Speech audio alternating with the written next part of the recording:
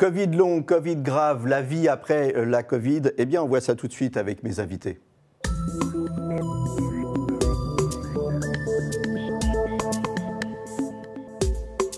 Avec moi sur le plateau, Léo Barassin, vous êtes enseignant en activité physique adaptée à l'hôpital Ambroise Paré. Athanas Kolias, vous êtes ingénieur en biomécanique et fondateur de Kinvent. Bonjour. C'est ça. En Skype, avec nous, le professeur Nicolas Blanchemin de la faculté de pharmacie, et vous êtes professeur à l'université de Lille, et le professeur Dominique Salmon qui est avec nous sur le plateau. Bonjour, vous êtes infectiologue à l'Hôtel Dieu qui dépend de l'université de Paris. Alors on va commencer avec vous, Dominique Salmon. Vous travaillez dans le centre de consultation post-Covid, mis en place depuis mai 2020, pour prendre en charge des patients souffrant de Covid long. Qu'est-ce que c'est un Covid long ? Alors, le Covid long représente tous les symptômes qui durent plus de 4 semaines après l'infection. Parce qu'on considère que le Covid dure à peu près 3 semaines, qu'au bout de 3 semaines, on n'a plus de virus. Et les gens qui continuent à avoir des symptômes après 4 semaines, on les appelle Covid long. C'est souvent des symptômes très multisystémiques et fluctuants. Alors justement, qu'est-ce que c'est ces symptômes ?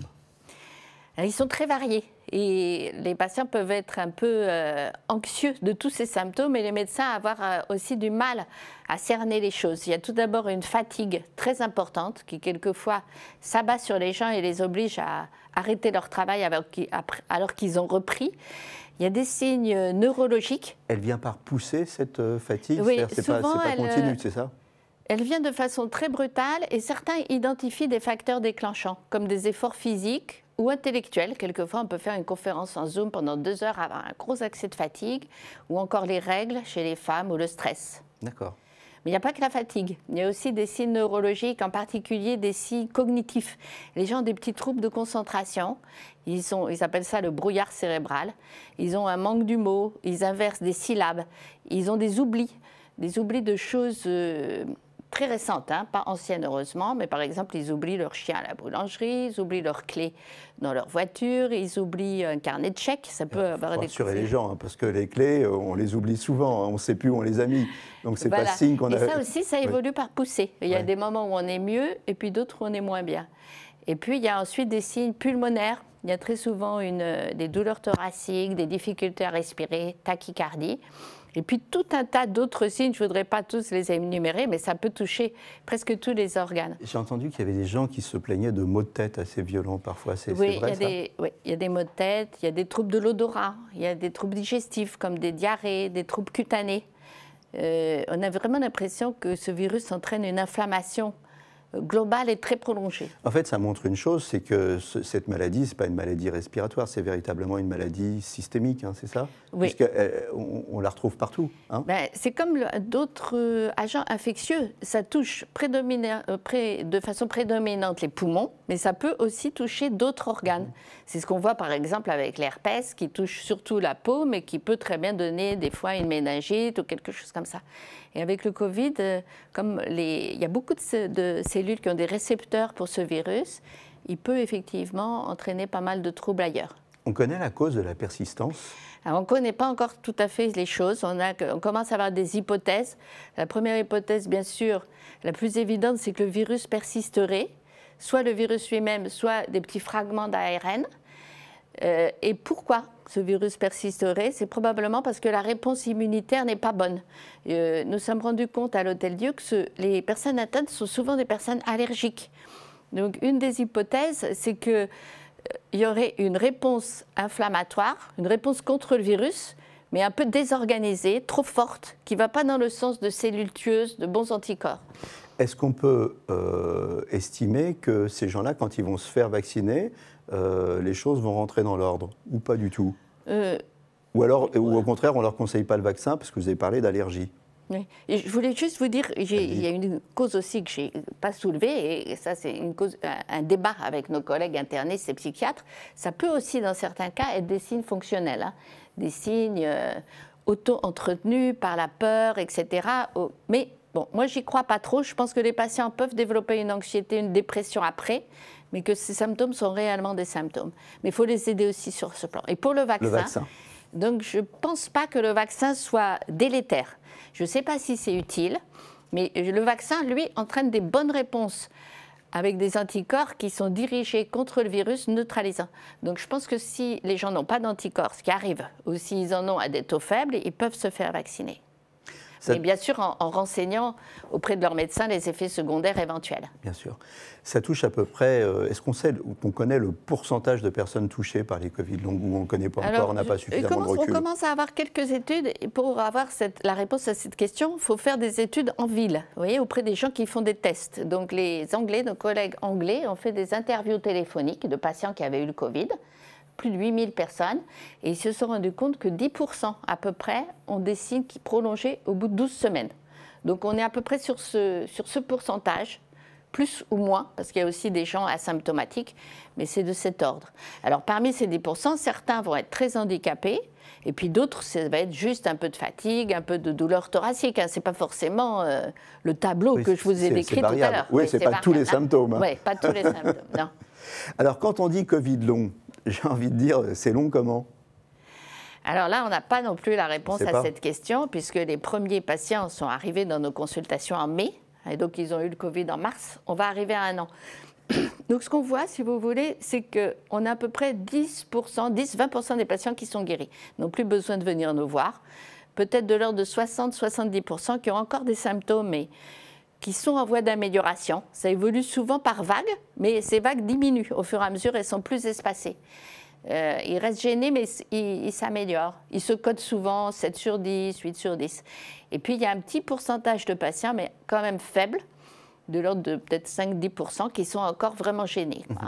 La bonne nouvelle, c'est qu'il y en a qui s'en sortent. Quand oui, voilà. On guérit, ça on va retenir la bonne nouvelle. Alors justement, comment on les prend en charge, ces malades? Quel traitement? Est-ce qu'il y a une prise en charge psychologique? Qu'est-ce que vous faites? Alors là encore, on n'en est qu'au début, parce que c'est quand on aura la signature biochimique de ce qui se passe qu'on pourra donner des traitements adaptés. Donc on donne des traitements surtout symptomatiques. Donc il y a beaucoup de symptômes, il faut qu'on arrive à faire le diagnostic qui correspond à ces symptômes. Par exemple, si on trouve une péricardite, on va traiter la péricardite. Des douleurs, on va traiter les douleurs. Un asthme, souvent il y a une hyperactivité bronchique, on va la traiter. On donne assez facilement des anti-inflammatoires. Et un aspect très important, c'est la rééducation. C'est des patients qui ont très souvent un syndrome d'hyperventilation. Donc la rééducation respiratoire est très importante pour leur réapprendre à respirer de façon ample, utiliser leur diaphragme, leurs muscles thoraciques. La rééducation par le sport aussi. C'est des gens qui n'osent plus faire de sport parce que ça déclenche les symptômes. Et paradoxalement, quand ils sont pris en charge par des éducateurs sportifs, tout doucement, etc., plusieurs fois par semaine, pas des grandes séries de toute la journée, ils en tirent bénéfice.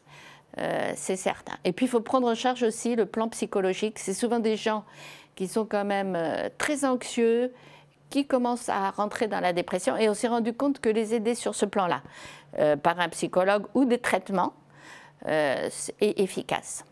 Alors vous avez parlé de prise en charge symptomatique, c'est-à-dire que, pour être bien clair, en fait, on prend en charge et on soigne les symptômes, mais on ne sait pas encore soigner la Covid. Bien sûr, voilà, c'est-à-dire que si on met en évidence que c'est le virus qui persiste, c'est un antiviral qui serait intéressant. Si on met en évidence que c'est plus immunologique, ce serait plus une stimulation immunitaire qui va être utile comme traitement étiologique. Hein.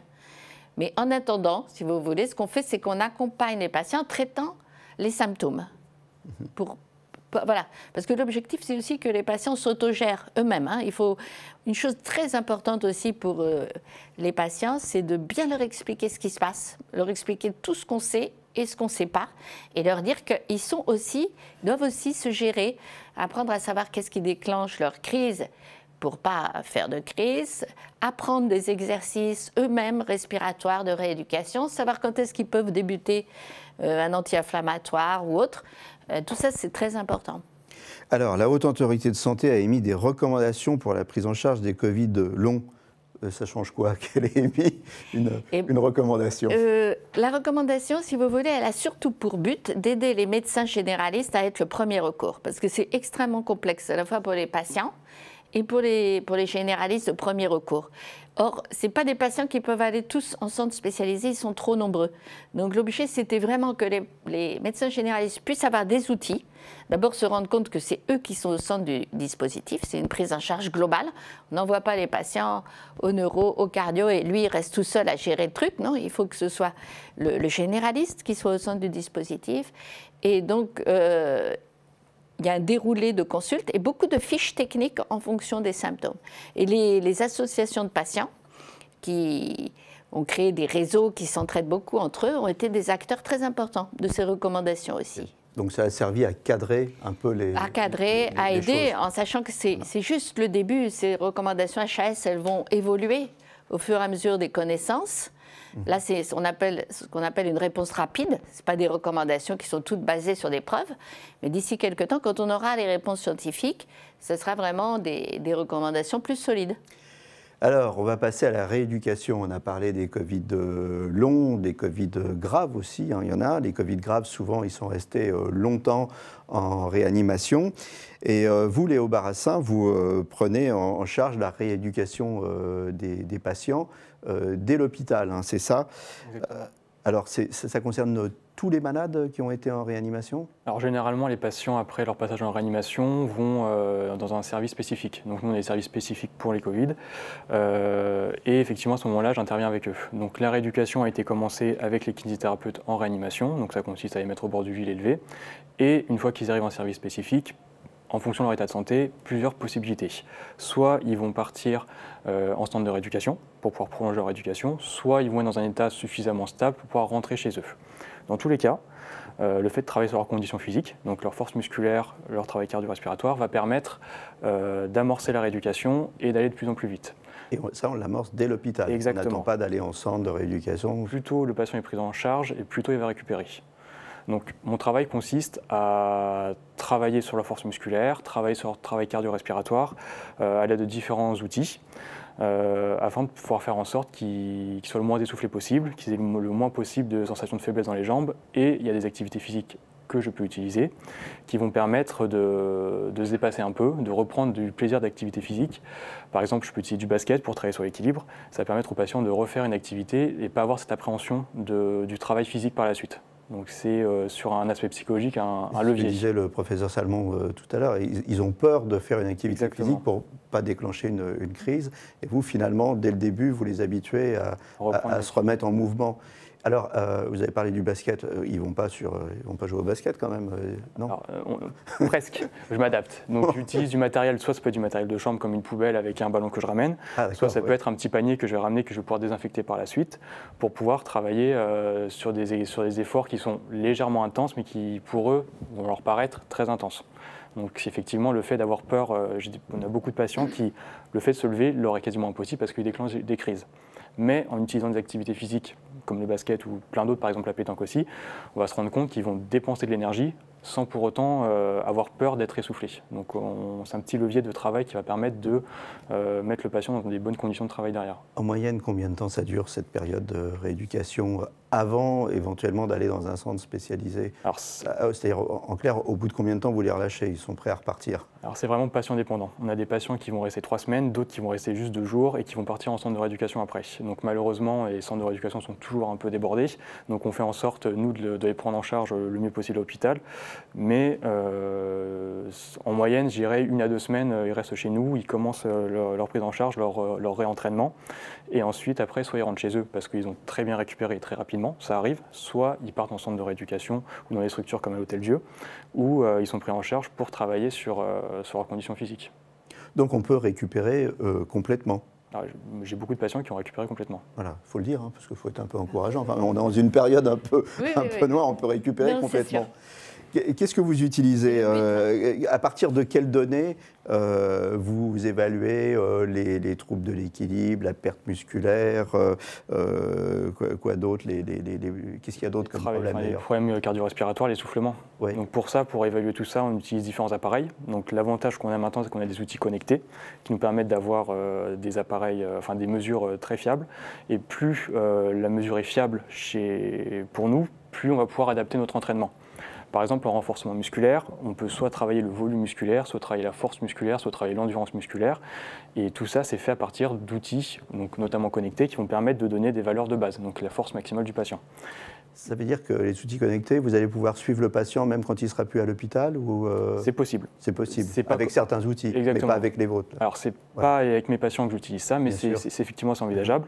Moi, dans un premier temps, j'utilise en évaluation initiale et finale pour voir l'évolution du patient et pour pouvoir constituer mes programmes d'entraînement.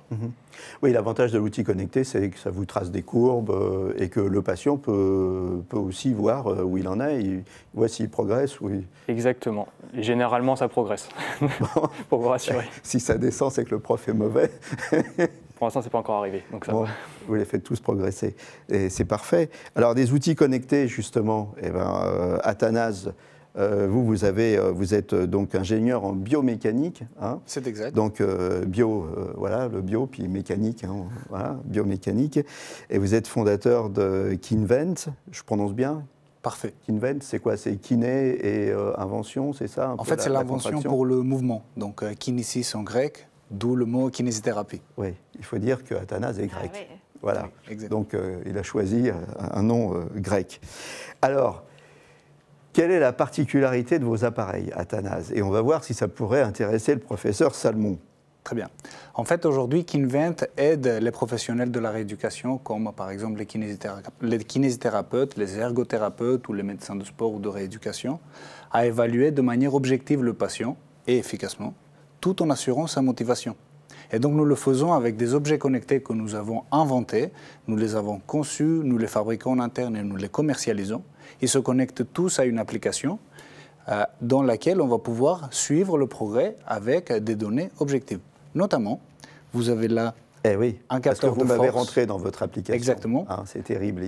Voilà. Vous existez déjà en tant que participant dans notre application. Voilà. Donc nous avons ici Jean-Claude de 43 ans, à qui on a déjà fait un test de force. Il a menti sur l'âge, hein, je le dis. Alors, on a déjà fait un test de force max. C'est gentil, on va rajeunir. Mais...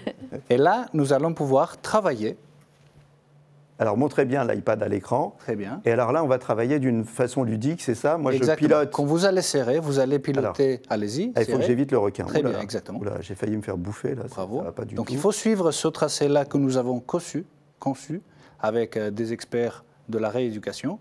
Et donc là, vous allez travailler sur votre force musculaire avec des contractions isométriques. Donc là, nous avons fait un programme de 30 secondes de travail. Et c'est très bien, parce qu'en même temps que vous travaillez, c'est ludique, vous n'y pensez pas. Et non, j'y pense pas. Et voilà, et j'ai évité les requins. Donc là, et j'ai fait travailler mes muscles en même temps. Absolument. Enfin, un muscle. Et en fait, ce qui est très intéressant et que je voudrais souligner, c'est que souvent on voit des patients qui, quand on leur demande de faire une contraction isométrique volontaire, ils ont un certain résultat de force max. Et quand ils jouent, parfois, ils sont à plus que ça. Oui. Parce qu'ils n'y pensent pas. Oui. Et c'est un outil à la fois d'évaluation et d'entraînement? C'est exact. En fait, comme Léo a expliqué, on s'en sert déjà pour établir un premier état du patient. Alors, nous avons commencé il y a 3 ans plutôt dans le fonctionnel, et maintenant aujourd'hui, nous travaillons aussi avec les patients Covid. Donc, il y a d'abord un état d'évaluation premier, avec lequel on va pouvoir cibler la rééducation à la suite pour faire une évaluation à la fin et voir, comme il dit Léo, le progrès du patient. Voilà, ce côté ludique, hein, c'est important, parce que c'est vrai que quand on dit à quelqu'un, vous allez faire un test isométrique, bon, c'est pas très... Hein, et puis quand on lui montre le truc, là tout de suite on se prend au jeu, on voit le requin, tout ça, et alors en même temps on mesure la pression, mais on mesure aussi la coordination de tous les mouvements, non? La proprioception. Donc la proprioception, c'est notre capacité de contrôler. Exactement, de contrôler notre force. Bon, pour faire simple, c'est notre capacité à contrôler notre poigne. C'est notre capacité à suivre vraiment ce tracé. Voilà. Ça, c'est utile? Oui, je me posais la question, en dehors des bras, vous avez des exercices aussi pour les autres membres, les autres parties du corps? En fait, comme je vous ai dit, nous avons un panel de 6 objets connectés, donc allant des dynamomètres de main au dynamomètre manuel, plateforme de force ou capteur de mouvement, afin de pouvoir évaluer tout ce qui est amplitude articulaire, distribution de charge, capacité de rester en équilibre, ou même force musculaire des groupes musculaires importants. Notamment, les quadriceps, c'est quelque chose qui est très important pour nous, parce que c'est des muscles qu'on va utiliser pour pouvoir marcher, et c'est quelque chose sur lequel on travaille beaucoup pour l'évaluation. Il y a une perte musculaire importante suite il peut y avoir on appelle ça temps passé en réanimation. Le déconditionnement physique. Oui, c'est surtout les patients hospitalisés de façon très prolongée, mais les Covid longs aussi, qui ont eu des symptômes plusieurs mois, peuvent avoir ce genre de problème. Mais c'est très intéressant. Je le prescrirai juste après avis d'un éducateur sportif, mais je trouve que c'est vraiment intéressant. Parfait. Alors, on a parlé de la rééducation, mais il ne faut pas oublier le virus. On parle du Covid après, là, mais il est toujours là.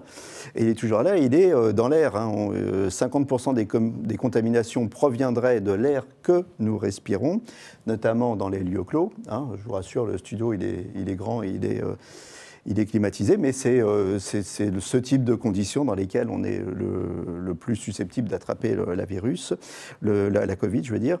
Le virus émis par une personne resterait actif longtemps dans l'air. Alors là, c'est pareil, on ne sait pas trop combien de temps, non ? Dans l'air lui-même, pas très longtemps, mais après, quand il se dépose sur des parois en plastique, etc., ça peut durer longtemps, même. C'est une question de jours après.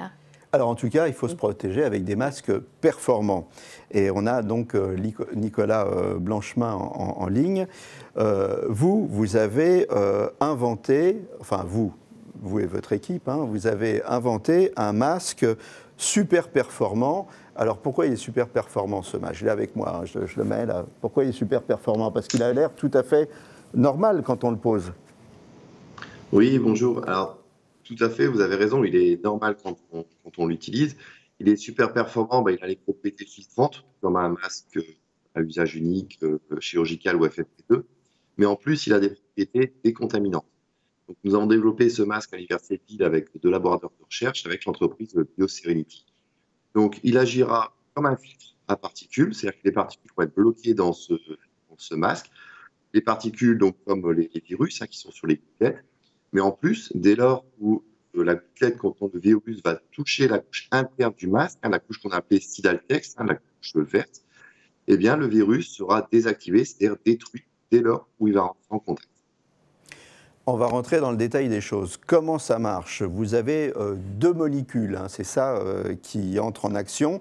Ces molécules, elles sont sur chacune des couches du masque. Alors, quelles sont les molécules et où on les trouve dans le masque? Alors, les molécules, il y en a 2 principales. Je vais les détailler très brièvement. C'est la cyclodextrine et l'agent virucide qui est un ammonium quaternaire. Alors, elle se situe uniquement sur la couche interne du masque, la couche qui est notée à l'écran Sidaltex. Pourquoi? Parce que nous avons voulu avoir une couche virucide qui soit à l'intérieur du masque, c'est-à-dire qu'elle ne sera en contact ni avec le visage du patient ou du personnel de soins, ni avec l'extérieur, pour ne pas toucher cette couche.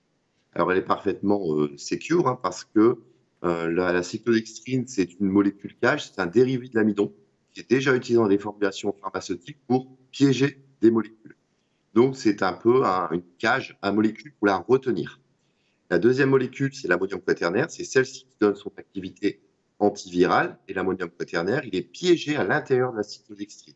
Donc, la cyclodextrine, c'est un cône qui va piéger cette molécule. Et donc, elle sera bien immobilisée dans la cyclodextrine et bien immobilisée sur la couche antivirale qui est à l'intérieur du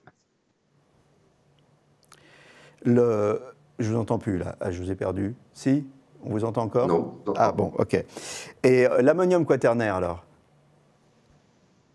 Alors, l'ammonium quaternaire, c'est une molécule qui est aussi déjà utilisée dans des formulations pharmaceutiques, pour des applications cutanées ou dans le nez. Donc, on a suivi évidemment les recommandations d'utilisation et donc on est à des doses qui sont très, très inférieures à celles déjà utilisées, ce qui a permis d'assurer une totale sécurité du masque, mais on a vérifié aussi que cette quantité déposée était suffisante pour être efficace. À titre d'exemple, on l'a testé sur un coronavirus humain et on a pu observer une réduction de 99,9% de la population du titre viral en moins de 5 minutes et nous atteignons 99,96% en moins de 20 minutes. Donc nous avons une excellente efficacité de cette couche antivirale grâce à cet ammonium quaternaire. On l'a également vérifié pour compléter un petit peu sur des bactéries comme le Staphylococcus aureus ou Escherichia coli, puisque nous voulions avoir une couverture assez large de ce masque qui, par la suite, sera utilisé pour cette. Quelques questions rapides. Si j'ai bien compris, hein, dans un premier temps, on capture, dans un deuxième temps, on tue. Hein, c'est ça? Bon, exactement. Hein, voilà, on résume. Quelques questions rapides avant la fin. Ce masque, il est à usage unique?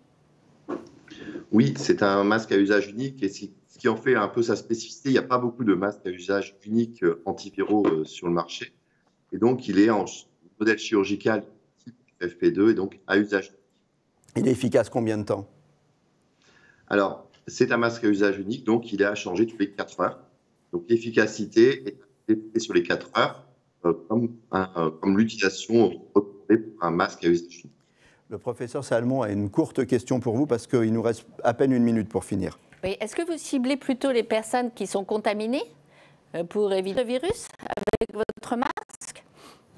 Alors, on cible les personnels de soins et les patients dans les établissements de santé pour limiter les contaminations, mais également les patients porteurs de la maladie, parce que l'air sera filtré à travers la couche et donc, pour respirer les personnes qui vont inspirer l'air, l'air sera contaminé au contact de la couche. Donc, c'est les 2 personnes cibles. Évidemment, c'est ouvert également au grand public et ça sera vendu dans les officines et les médecines de ville. Voilà, vous avez une idée du prix pour finir? Oui, un prix, juste pour vous donner un ordre de prix pour le grand public, il sera de 44 centimes TTC et de 1,49 TTC pour le type FFP2.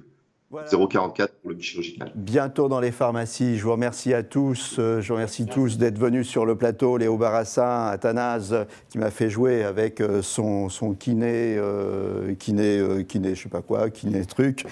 Et Nicolas Blanchemin avec son invention qui tue et capture, qui capture et tue le virus. Merci à tous. À très bientôt pour un nouveau numéro de Capital Santé. D'ici là, portez-vous bien.